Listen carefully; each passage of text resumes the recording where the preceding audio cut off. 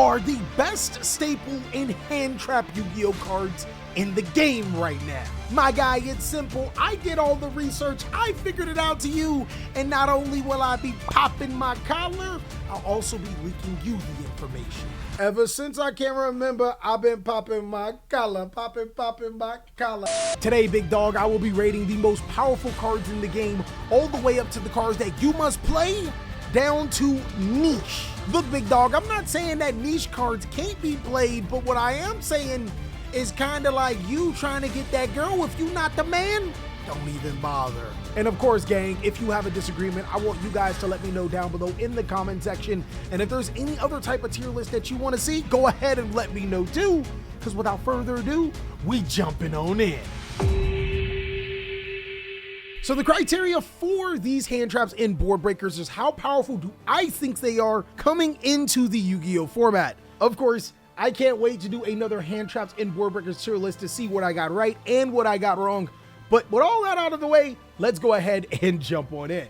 Alpha Master of the Beast is a scary Yu-Gi-Oh card when you can get its effects. The problem is getting its effects in full force. I would have to say that Alpha Master of Beast is a niche Yu-Gi-Oh card. It can be really powerful in the correct decks, but in most decks, it just ain't it in Yu-Gi-Oh right now. At the beginning of every format, Ash Blossom and Joyous String probably should be inside of your deck. And the reason being is because there's so much variety in Yu-Gi-Oh right now, and always being able to use Ash Blossom on that branded fusion can make that structure deck Albaz player cry. Hey look, I'm not here to end nobody's lives in Yu-Gi-Oh, but Ash and branded fusion is a wave. Book of Eclipse did get a lot worse with Kashtira's getting banned, but I don't think Book of Eclipse is that much worse. It's still pretty good against decks like Pearly and being able to flip DDD Way King Caesar face down, as well as being able to blanket wipe your opponent's entire board. I also think that Book of Moon is another decent Yu-Gi-Oh card, but both of those cards have their trade-offs. Book of Eclipse can be hit by Ash, while Book of Moon can be answered to by summoning multiple monsters or just cards that prevent targeting. The Bestial monsters have the potential to be some of the better cards in the game because there might be a resurgence of light and dark graveyard reliant decks. For right now, I would say that the Bestials are very borderline if your deck can support Bestials without stopping your opponent, meaning that if your deck actually likes the Bestial monsters and can play with them, I would 100% be playing them.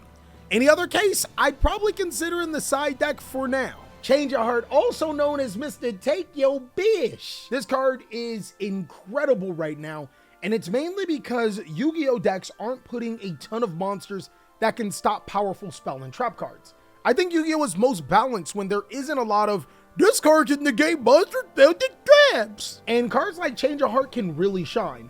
Overall, I would say that it is a really good Yu-Gi-Oh card at being able to control the board and is a perfect example of a good going second card.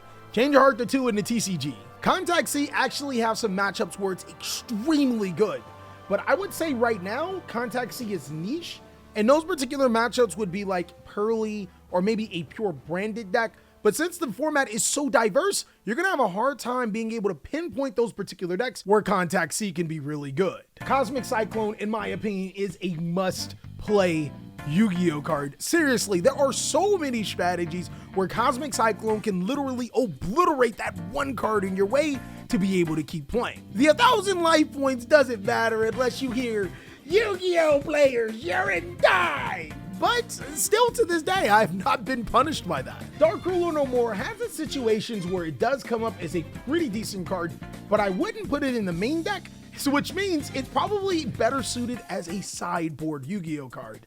If you are having problems with these monstrous boards, then Dark Ruler No More could very much well be the answer, but keep in mind, Yu-Gi-Oh has evolved a little bit past just summon big chunky monsters. Those spell and trap cards can do you in too. DD Crow, the big caw.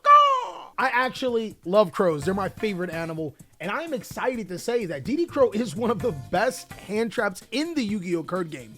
Personally, if I had to talk about the best hand traps in the game, I would probably say Infinite Impermanence is number 1, Ash Blossom is number 2 because of its coverage, DD Crow might be the 3rd best. Because in so many Yu-Gi-Oh matchups, because of the banning of Kashtira's Heart, there are graveyard reliant cards in almost every single Yu-Gi-Oh deck, and being able to pick that particular card to stop your opponent from being able to play is crazy.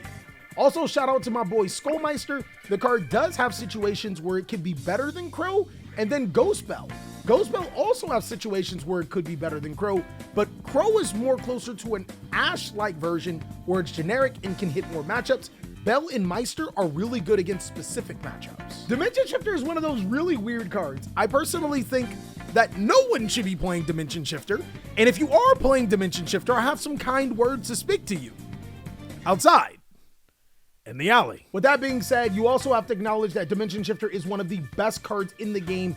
If your deck can play Dimension Shifter, you probably should be playing Dimension Shifter because of how many graveyard reliant decks there are. Dino Wrestler Pankratops, the Panky Spanky Boy. I have no idea why this card is limited on the ban list anymore, but I would still say it's 100% niche. There are situations where Pankratops can be very dominant because you summon a huge monster that can get itself off the board and force your opponent to make some really uncomfortable decisions. And then there are times where Pankratops just doesn't do enough. And I would say right now, there's a lot more times where it doesn't do enough. Dino Wrestler Pankratops may not be the incredible card that it was, but Droll and Logbird is.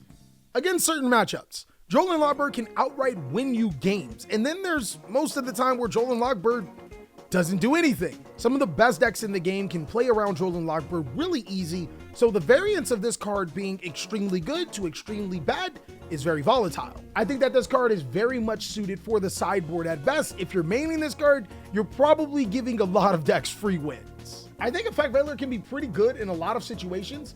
The problem with Effect Veiler is that it is only really good when you're playing a ton of hand traps, so if you already have your slots maxed out with Ash Blossom, Infinite Impermanence, DD Crow, then yeah, Effect Veiler can probably come in to fill up those extra spots. I think currently we're in a Yu-Gi-Oh format where giving up your entire battle phase could bite you, but there are a lot of times against back row heavy decks that evenly matched can be a complete blowout. I would say that it's a solid side-worthy card. It's not good against just everything, as there are so many strategies that do have outs to it, but it's a pretty solid card that you bring out in the appropriate situation to win. Fantastical Dragon Phantasme Thanos, my boy. We talked about how this card was a sleeper Yu-Gi-Oh card in so many tier lists before. I would say that Thanos is moved all the way up to borderline. There are quite the few link-based Yu-Gi-Oh decks that Thanos can summon itself, provide protection, more importantly, allow you to go through those bad cards and put them back into your deck and see new better cards into your hand, which could be really, really good. I think that Thanos also follows the same line as Effect Veiler. If you're playing these hand traps already, this one's really good to follow along with it. But keep in mind, you can't use Imperm and Thanos in the same lines unless you go Imperm first. You get what I'm saying? And you probably won't believe where I would put Forbidden Droplet. This card's actually crazy right now. With Cast Your Rise Hard ban, that opens up the opportunity for cards like Droplets to be played, and this card's actually insane. It was actually really good in the previous formats, other than the Kashtira matchup. This card allows you to be able to break boards, but unlike Dark Ruler No More, can be used as a tool to be able to get over your opponent's monsters and inflict damage, potentially going for game. What I love the most about Forbidden Droplet is that you can send cards that are going to the graveyard anyways, like if you were to activate a Cosmic Cyclone and a Change of Heart, and then send a monster, and it's almost nothing your opponent can do about it except for lose their board, lose all of their interruptions, and allow you to go for game. There's also no deadlier combination than Droplet evenly matched. There's no better duo. Shannon Sharp and Stephanie, not beating this. Ghost Ogre and Snow Rabbit is secretly a decent Yu-Gi-Oh card right now.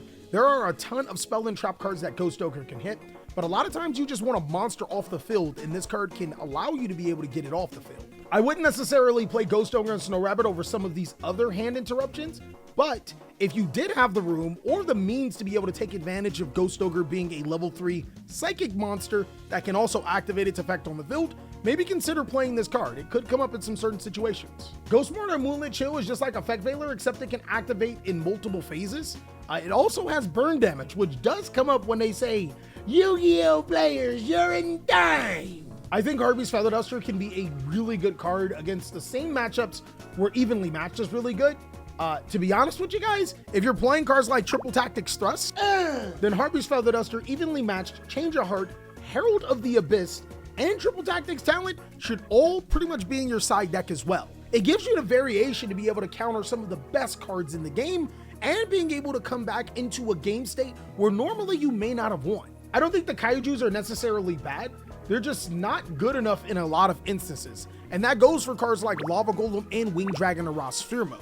The reason is because you are trading a card out of your hand for another monster on your opponent's side of the field, and oftentimes that monster isn't as important. Now, of course, there are situations where it's really important to get over the monster, and that's why this card is such a good sideboard Yu-Gi-Oh card. It doesn't help aid to go for game unlike Divine Incarnate Kirakera. This could be my bias, but I think that Kirakera is a little bit better than the Kaijus because it allows you to tribute as many monsters that activated their effects and potentially go for game with just Kirakera herself. Sometimes that baddie be like 6,000 attack and your opponent used 2 Cosmic Cyclones and she get there. Now, of course, the brokies that have never touched a Kirakera will be down below saying, Kaijus are really good, Callie, you tripping. But then again, those are the same people that didn't listen to my buy these cards before they skyrocketed in price and didn't pick up Kirakera for $7. Castor Ephemeral is still a really good monster in the game, being able to replace itself. This card is the modern day Cyber Dragon for Yu-Gi-Oh! So expect it to be pretty good for fairly long, and it's a reason why it's limited in Banned and Master Duel in the OCG. Lightning Storm, 100% a solid side-worthy Yu-Gi-Oh! Card, and fits inside of that trinity of cards that you could search with Triple Tactics Thrust.